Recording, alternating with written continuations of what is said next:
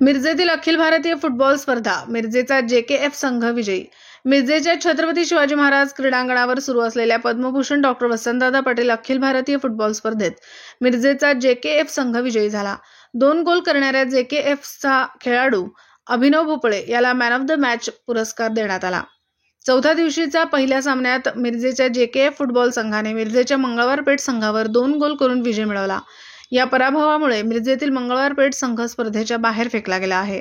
स्पर्धा संयोजन समिती अध्यक्ष शिवाजी दुर्वे, ज्येष्ठ नेते सुरेश बापू आवटी, माजी महापौर विजयराव धुळुबुळू, माजी महापौर मैनुद्दीन बागवान, निरंजन आवटी, संदीप आवटी, चंद्रकांत हुलवान, संजय मेंढे, आनंदा देवमाने, करण जमादार, मोहम्मद मनेर, श्वेतपद्म कांबळे, जुबेर चौधरी, आरिफ चौधरी, अतिश अग्रवाल, जग्गू सय्यद, शब्बीर शेख हे काम पाहत आहेत।